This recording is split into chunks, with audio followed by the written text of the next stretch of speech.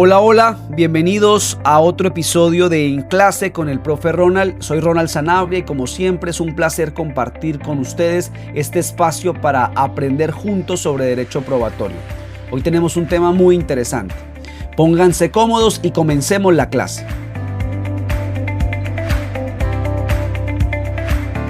Buen día a todas y todos. El día de hoy vamos a profundizar lo más que podamos en el sistema de valoración probatoria que es predominante en los sistemas de justicia modernos. Me refiero a lo que los abogados hemos denominado con la etiqueta de sana crítica. La definición clásica, dominante, común de la sana crítica es la siguiente. Sana crítica es valorar las pruebas que están dentro de un proceso judicial, que se han producido de forma correcta, de manera individual y en conjunto, con base en lógica, máximas de experiencia y máximas de la ciencia o reglas de la ciencia. Si tomamos esa definición y la dividimos, si la miramos bajo una visión analítica, pues podríamos decir que la definición contiene dos cosas distintas. Por un lado, las actividades intelectuales que se deben realizar por parte del juzgador para tomar la decisión sobre la prueba de los hechos, y por el otro, contempla los criterios o elementos para hacer esas actividades. Respecto a las actividades son dos: valoración individual y valoración en conjunto. Y respecto a los criterios para hacer esas actividades son tres: la lógica, la máxima de la experiencia y las reglas de la ciencia. Lo que vamos a hacer en esta clase es analizar cada uno de esos 5 elementos o variables.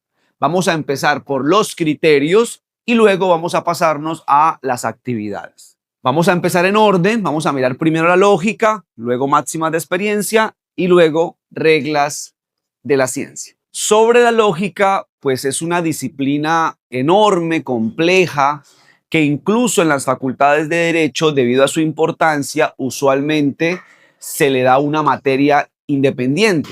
Y es muy probable que para esas alturas, cuando ustedes están viendo Derecho Probatorio, ya hayan visto lógica jurídica. No pretendo, y no es el objetivo de la clase, abordar todos los pormenores de la lógica. Pero me parece que un abogado, para entrar en el ejercicio de la valoración probatoria, debe tener claro como mínimo los siguientes pilares sobre la lógica, ya bajo una mirada hacia el derecho probatorio y hacia la valoración de la prueba. Debe tener claro el concepto de lógica. ¿Para qué la lógica? ¿Qué es la lógica exactamente? Que es una palabra que además utilizamos mucho en nuestro lenguaje coloquial. Solemos tildar a lo que otros hacen de ilógico. O cuando algo es obvio, solemos decir es que esto es lógico. Necesitamos entender bajo ya una mirada un poco más académica por qué utilizamos esa palabra en esos momentos. En segundo lugar, quiero que, y eso es muy importante, que razonemos sobre los modelos de razonamiento lógico y cuál es el que se utiliza al momento de la valoración probatoria. Pero sobre todo que entendamos las implicaciones que ello tiene. Recordarán ustedes que su profesor, siempre que hablaba de modelos lógicos, decía: por un lado está lo inductivo y por otro lado lo deductivo. Claro, lo que sucede es que también hay unas variantes, como lo abductivo, por ejemplo, o las inducciones generalizadoras o las inducciones probabilísticas. Entonces la idea es que digamos, bueno, el razonamiento probatorio utiliza este tipo de modelo lógico y comprendamos sus implicaciones. En tercer lugar, me interesa que recordemos los principios universales de la lógica y que entendamos cuál es su importancia al momento de valorar la prueba. Porque me parece muy importante cuando uno le diga a un juez o le diga a la contraparte que su argumento probatorio está mal, que es ilógico, podamos decírselo de forma técnica. Es ilógico porque está violando, por ejemplo, el principio de razón suficiente. Es ilógico, por ejemplo, porque está violando el principio de identidad. Es ilógico, por ejemplo, porque está incurriendo en una contradicción insalvable. y eso da una seguridad en el argumento. Y por último, también me parece importante que recordemos, que repasemos las falacias comunes, porque insisto nuevamente, el lenguaje técnico nos permite ser más precisos en la conversación. Entonces, por ejemplo, decirle a la contraparte que está cometiendo una falacia de no se sigue o una falacia del hombre de paja es importante porque nos permite identificar y resaltar el error del razonamiento. Bueno, también de la contraparte, pero también darnos cuenta nosotros mismos que tal vez nos dejamos llevar por nuestra posición, por nuestros intereses, bajo nuestros sesgos, y también nosotros podemos cometer las falacias. Y conocerlas es el primer paso para poder identificarlas y a partir de ahí, pues cambiar el argumento y mejorarlo. Entonces, conclusión, para abordar la lógica en esta materia tenemos que estudiar 4 cosas: el concepto, el modelo lógico de razonamiento, principios universales de la lógica y falacias comunes. Vamos a entrar entonces al estudio de la lógica. La lógica es una disciplina que sirve para evaluar la calidad de nuestro pensamiento. A eso del pensamiento lo podemos llamar argumento. La lógica entonces sirve para evaluar la calidad de un argumento.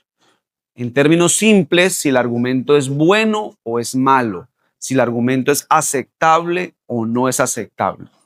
La idea en últimas es que esa evaluación se haga con criterios objetivos, que no dependa del momento, de las emociones, de las creencias, sino que la evaluación se haga con criterios externos a el sujeto que propone el argumento.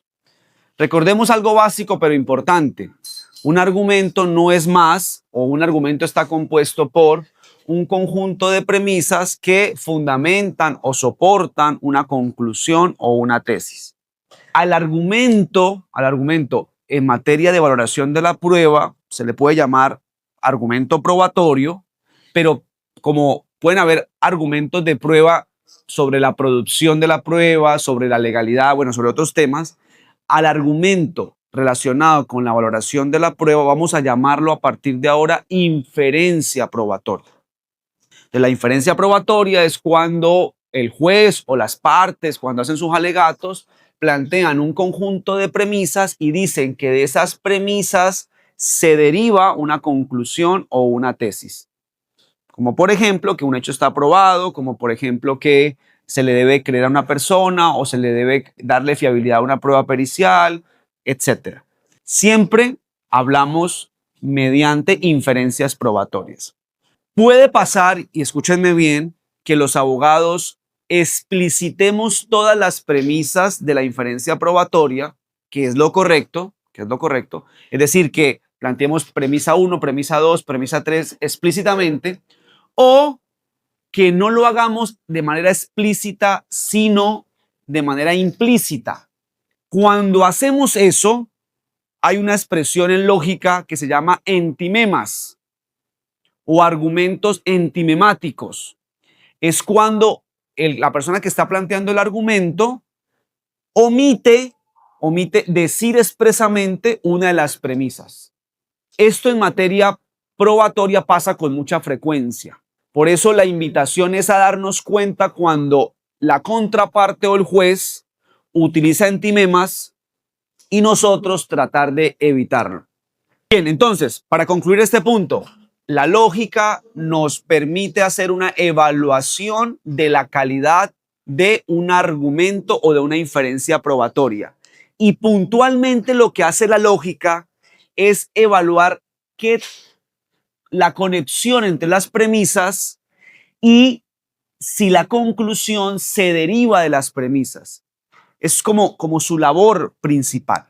Una vez entendemos ese concepto, el tema siguiente, que para mí es el clave, es cómo o bajo qué modelos se estructura una inferencia probatoria y a partir de ese modelo, cómo podemos evaluar su calidad. Si ustedes recuerdan sus clases de lógica, el profesor decía, los modelos lógicos de razonamiento son dos bloques, el modelo deductivo y el modelo inductivo. Pero antes de meterme a la explicación o al repaso de estos dos grandes modelos, quiero que por favor, y esto no lo olviden, que cuando uno estudia lógica, uno debe entender que hay dos variables que son fundamentales. La validez y la verdad.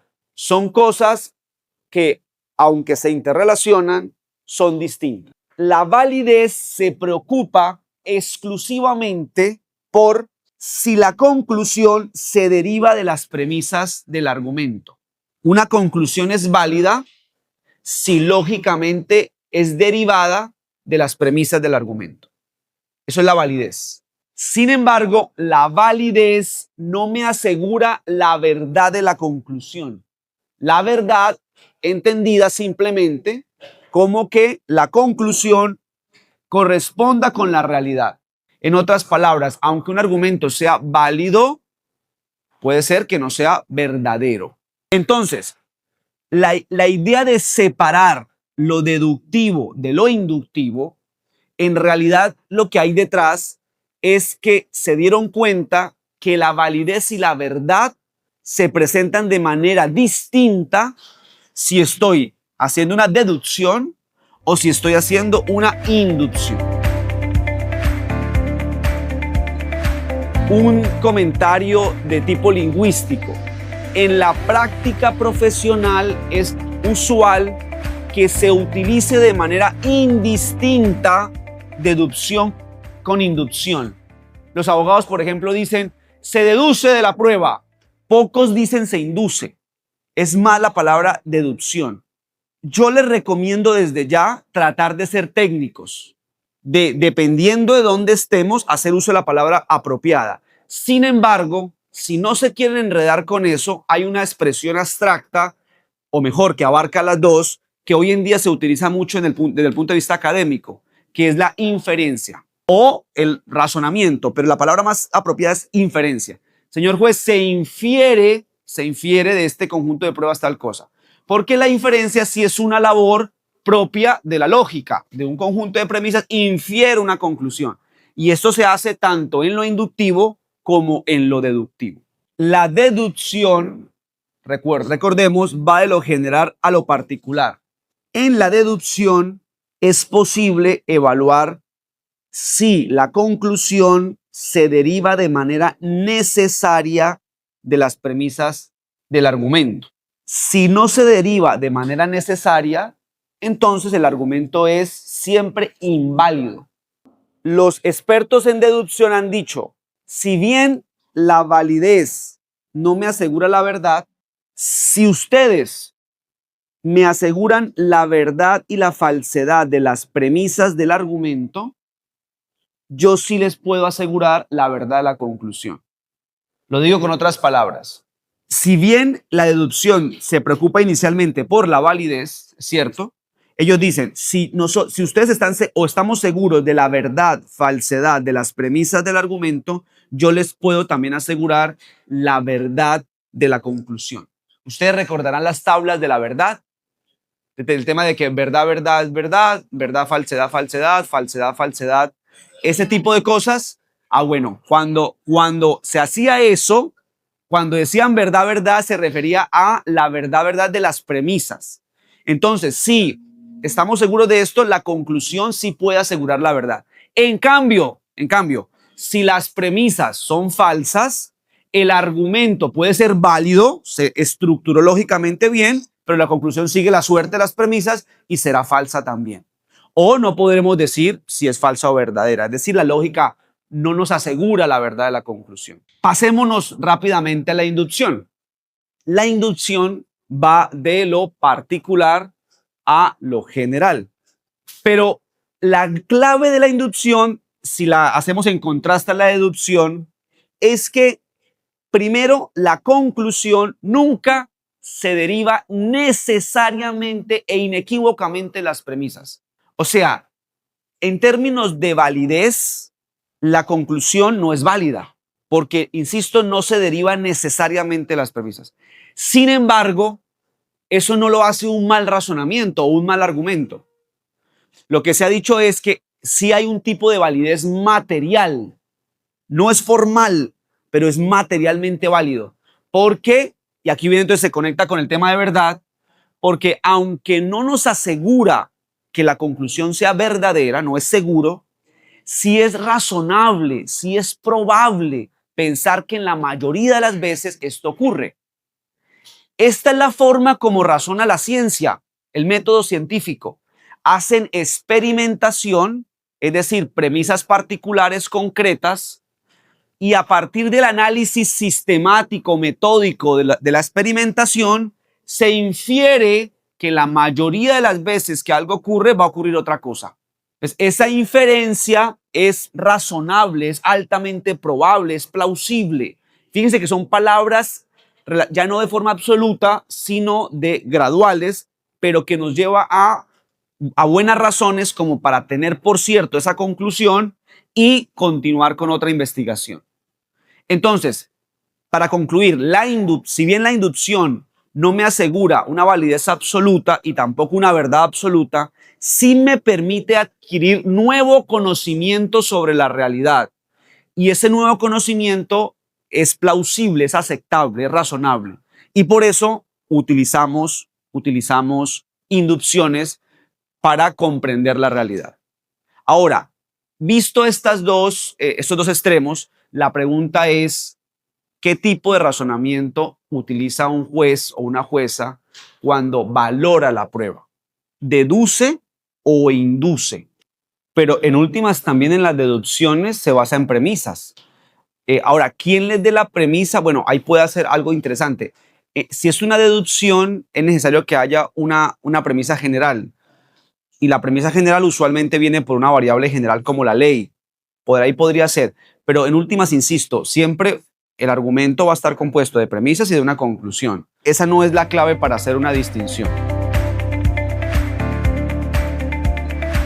Profe, pues yo diría que los jueces utilizan la inducción debido a que básicamente el abogado en el juicio ahora lo que hace es darle unas premisas, le da unas premisas de tanto, puede ser tanto la defensa como la parte acusadora de que le da unas premisas. Lo que hace el juez es recoger esas premisas y crear una conclusión en base a los argumentos que le dan.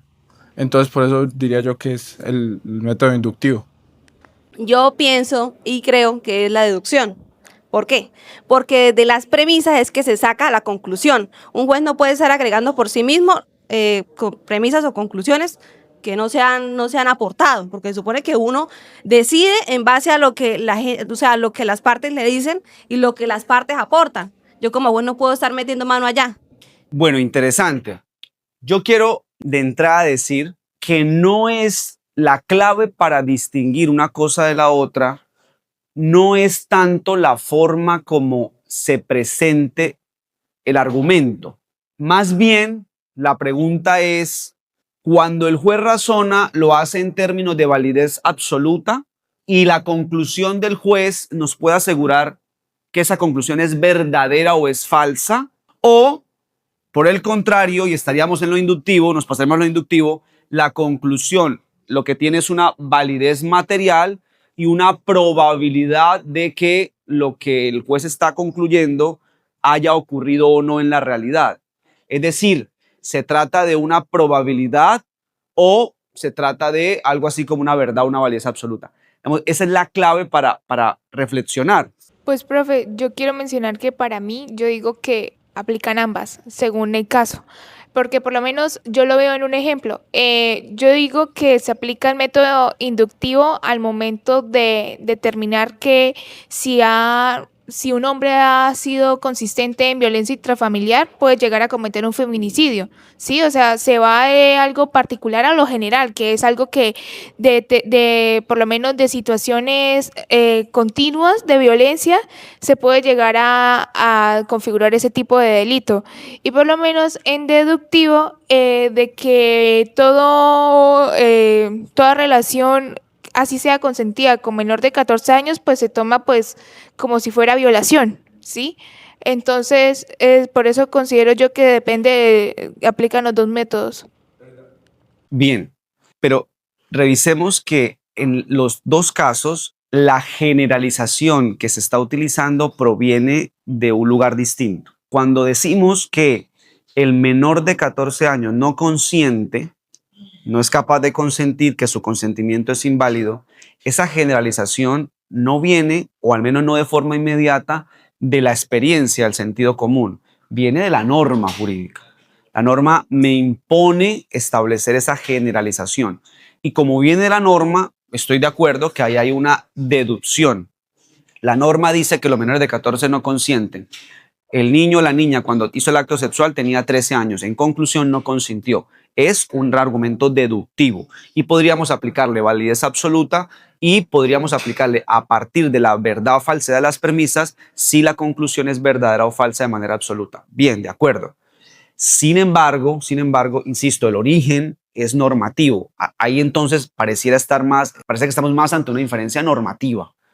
En cambio, en el segundo caso, que entiendo es que un hombre previamente ha agredido a otras mujeres o a esta misma mujer la ha agredido previamente, y entonces a partir de ahí decir que por una máxima de la experiencia es probable que este hombre continúe agrediendo a esa mujer o a otras mujeres, ahí ya eso no viene de la norma, sino viene algo así por ahora, digámoslo, del sentido común. Es una máxima de la experiencia.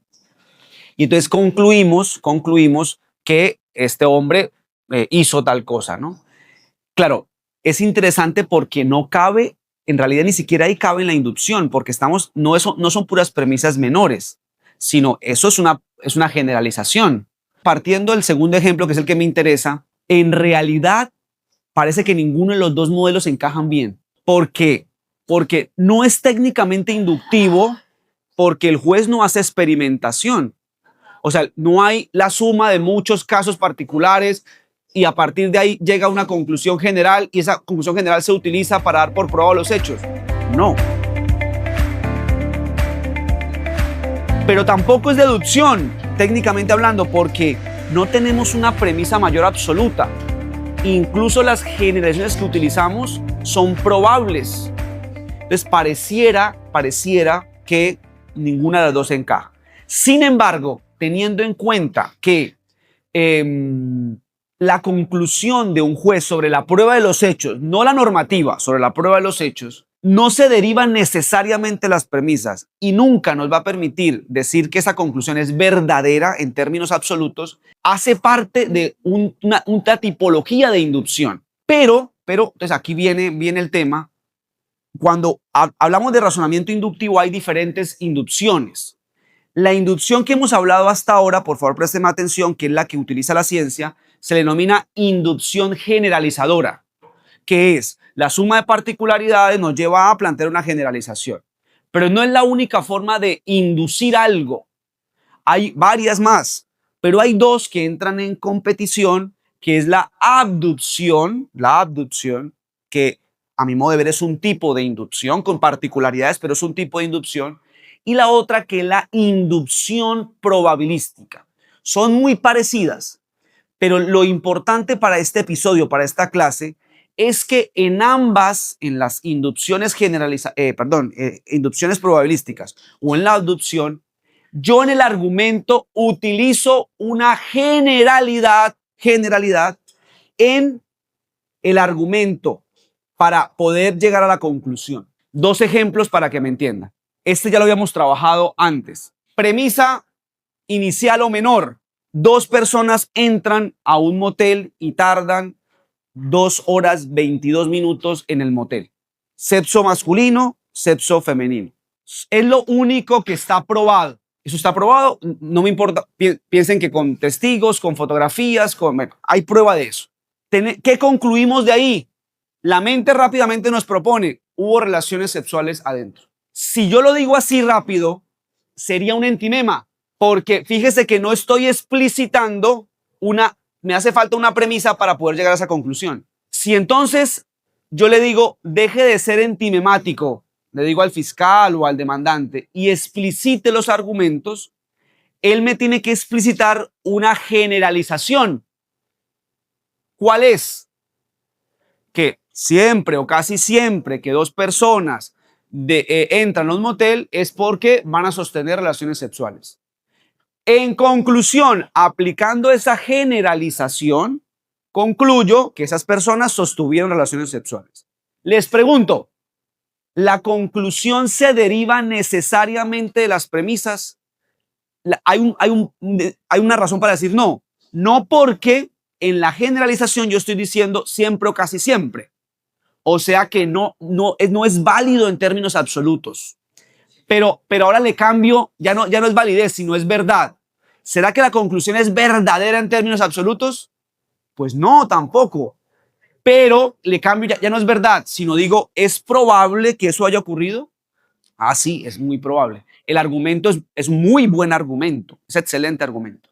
Entonces, este tipo de razonamientos, que fíjese lo que hice, partí de una premisa menor, un caso particular, que es la prueba de la entrada al motel de las dos personas, que tengo pruebas sobre eso, y le apliqué una generalización, y a partir de ahí llegué a una conclusión. Eso es una inducción probabilística. Y esa es la forma como se razona en derecho probatorio. Es decir, una entremezcla entre premisas menores, entre hechos probados, acreditados, y a esos hechos probados y acreditados le aplicamos siempre generalizaciones, premisas generales. Y a partir de esa aplicación llegamos a conclusiones razonables, probables, aceptables.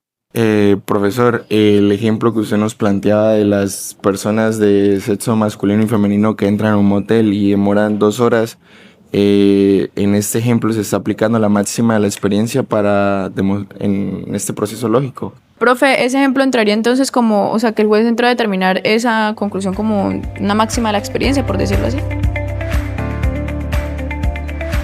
Muy buenas las preguntas. Voy a extraerlo un poquito más y luego vamos al caso particular. ¿Cómo le llaman ya por favor atención a esto, cómo le llaman los abogados a las generalizaciones que utilizan en las inferencias probatorias? Porque claro, los hechos individuales son los que se prueban. Ahí no hay problema. Pero esas generalizaciones, ¿qué etiquetas los abogados utilizan para denominarlas? Efectivamente, las llaman, por un lado, o máximas de la experiencia, o por el otro lado, reglas de la ciencia.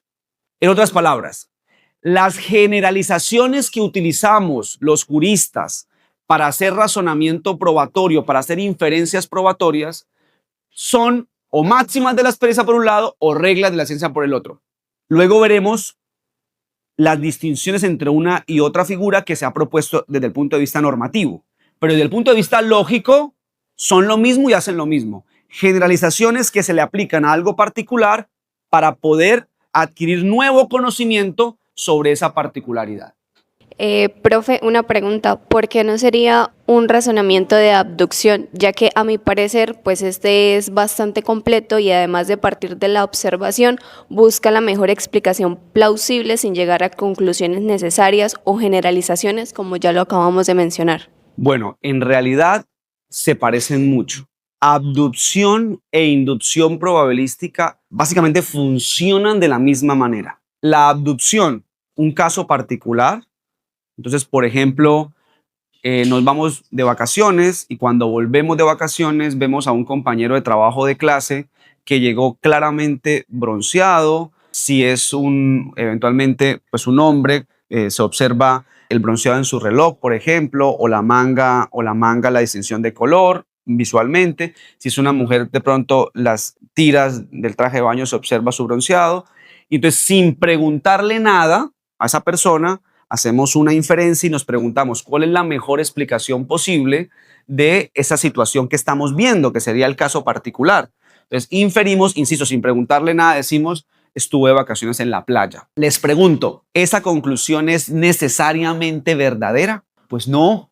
Hoy en día con todo, bueno, primero puede ser perfectamente en la terraza o en el patio de su casa, pudo broncearse sin ningún inconveniente. O puede practicar eventualmente algún tipo de deporte al aire libre que implique, en el caso del hombre, por ejemplo, como el ciclismo, la natación o el running. Y en el caso de la mujer, también cabe la posibilidad para ambos del tema de las cámaras de bronceo. Entonces, no necesariamente. Sin embargo, la conclusión más plausible sería esa. Entonces, es muy parecido a la inducción probabilística. La diferencia, yo creo que la diferencia apunta más al el funcionamiento de lo normativo, del derecho. Y es que cuando yo estoy haciendo abducción, yo no estoy atado a ningún hecho a probar, no tengo todavía ningún hecho jurídicamente relevante, sino ni un tema de prueba. La abducción es por excelencia la forma de razonar de los investigadores, en donde aún no se ha planteado ningún hecho concreto a probar. Ellos están explorando tanto investigación jurídica, criminal, dentro del derecho, como la investigación de la ciencia, ¿no? Son hipótesis, y la idea es que van tomando, eligiendo, descartando hipótesis a medida del ejercicio del razonamiento, y le van aplicando generalizaciones. En cambio, cuando yo ya estoy atado a un hecho a probar, cuando ya hay una demanda, cuando ya hay una condición de demanda, ya hay una pretensión punitiva, una acusación, yo no tengo tanta libertad, porque mi tarea es preguntarme el conjunto de pruebas que tanto acreditan el hecho jurídicamente relevante. O sea, yo ya tengo un objetivo claro, y bajo ese entendido ahí no es una abducción en sentido estricto, sino es una inducción probabilística de cara al hecho que yo me tengo que pronunciar si hay prueba o no. Esto lo explica muy bien un profesor peruano, en este momento se me escapa el nombre, en los apuntes se los señalaré, en donde él establece las distinciones, y básicamente lo que dice, esto es un tema de investigación, de la fase investigativa. Esto, en cambio, la inducción probabilística es un tema de la decisión del juez al finalizar, ya emitir sentencia. Bien, buena pregunta. Doctor, si se dice que los jueces fallan con base a la lógica, a la ciencia y a la experiencia, yo creería que efectivamente en la lógica y en la experiencia pues no hay 100% de certeza, como lo vienen explicando durante el trayecto de la clase, pero en la ciencia yo creería que no queda duda alguna, ¿no? Teniendo presente de que, para ello traigo un ejemplo a colación, si utilizamos la luz ultravioleta para sacar los fluidos biológicos y se hace un cotejo y efectivamente es positivo el mismo, no tendría duda alguna, es decir, que ahí sería deductivo en el 100%. O para ello habría muchos ejemplos, como el cotejo con un arma de fuego, el problema del balístico con reactivo para clorhidrato de cocaína, y bueno, habrían muchos pues en su efecto. Bien, dio en el punto que vale la pena que reflexionemos. Recordemos, pregunta para la vida y para el parcial.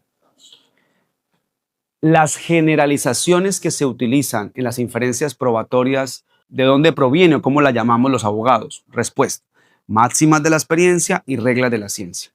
Su pregunta lo que invita es a decir, bueno, yo entiendo que la conclusión sea probable y por tal motivo sea una inducción probabilística o eventualmente una abducción. Sí es una máxima de la experiencia porque es probable, no nos da, siendo su forma de hablar, no nos da una certeza absoluta. Pero si la generalización es producto de la ciencia, es un resultado científico, pues pareciera que en realidad estamos ante un argumento deductivo en la medida que no cabría duda. Claro, básicamente sería algo como esto. Premisa mayor: siempre que se comparta el mismo material genético bajo ciertas características es porque hay una relación filial entre padre e hijo. Premisa menor: Ronald comparte material genético en esas características con Rafael. Conclusión: Ronald es hijo de Rafael. Más o menos sería el planteamiento. Incluso ahí, la conclusión es probable por dos razones. La primera es que la premisa menor, es decir, que Ronald comparte material genético con Rafael en estas características, es producto de una prueba de ADN que se aplicó en un momento determinado y puede perfectamente haberse cometido un error en su realización, y además el resultado tiene un margen de error mínimo, pero lo tiene. Y bajo ese entendido, esa premisa, la premisa menor, es altísimamente probable, porque la prueba de ADN es una prueba que tiene muchos estándares de calidad y por tal motivo confiamos mucho en ella. No elimina el margen de error, ¿listo? Eso por un lado. Pero segundo, y es la reflexión a la que quiero que lleguemos, esto lo vamos a ver a profundidad cuando estemos en prueba pericial, pero desde ya hay que decirlo, es que la premisa mayor, esa que dice que siempre que dos personas compartan material genético en ciertas características es porque hay una relación filial de padre e hijo. ¿Cómo llegamos a esa conclusión? Lo llegó la ciencia mediante experimentación previa, es decir, mediante inducciones generalizadoras. experimentaron muchísimo y dijeron, mire, observamos que hay una uniformidad en la experimentación y por tal motivo generalizamos esto. Sí, pero sea por humildad epistemológica, sea porque la historia nos lo han enseñado, incluso los propios científicos dicen que sus conclusiones, comillas grandes, sus verdades, son verdades susceptibles de cambio, no son absolutas. Y la historia nos ha enseñado que cada vez que llega un nuevo paradigma, un nuevo conocimiento, lo que antes creíamos ya no era. Entonces, debido a esa humildad epistemológica, derivada incluso del propio conocimiento humano, pero también de lo que en la práctica ha ocurrido a lo largo de la historia, han dicho incluso el conocimiento científico es también susceptible de error. Ahora, último comentario. Dentro del conocimiento científico hay diferentes niveles de calidad de conocimiento, ¿no? Los más altos es lo que llaman leyes universales. Es lo que nunca se ha podido falsear. La ley de la gravedad, la necesidad del oxígeno del ser humano, nuestras limitaciones de visión, la composición de los metales, la reacción de los metales con ciertos instrumentos. Son cuestiones que siempre, cuando se ha experimentado, ha ocurrido. Ley universal. Pero no todo es así. Hay otro tipo de conocimientos que hace parte de la ciencia, es muy bueno, pero hombre, ahí hay muchos márgenes de error. Por ejemplo, la prueba grafológica. La prueba grafológica yo no la descartaría del todo, pero es una prueba que deja un margen de error grandísimo porque lo que hace son comparaciones de puntos y a veces puede ser que la persona que esté firmando falsamente logre hacer tantas comparaciones de puntos que el perito diga que sí. O otra prueba que también se ha criticado mucho, el cotejo de voces, como prueba científica, ¿no? Insisto, no es que no sirva, se puede utilizar, bienvenido sea, pero con cuidado, porque no es que nos asegure la verdad, solamente nos dice que la verdad es probable, que la conclusión es probable, que es plausible. Entonces, incluso, para terminar, incluso en la ciencia hay que irse con cuidado y creo que incluso en la ciencia es una inducción probabilística. Lo que pasa es que la probabilidad es tan buena, tan de alta calidad, que decimos, no, vamos a tenerlo por cierto y apliquemos el derecho. Pero eso no quita que filosóficamente hablando sea una probabilidad. Bien, buena pregunta. Y hemos llegado al final de esta clase. Gracias por acompañarme en este episodio de En Clase con el Profe Ronald. Si les gustó, no olviden compartirlo y seguir el podcast para no perderse el próximo episodio. Los invito también a consultar los apuntes de clase en rzanabria.co y seguir nuestras redes sociales para estar al tanto de nuevos contenidos. Nos escuchamos la próxima. Hasta entonces.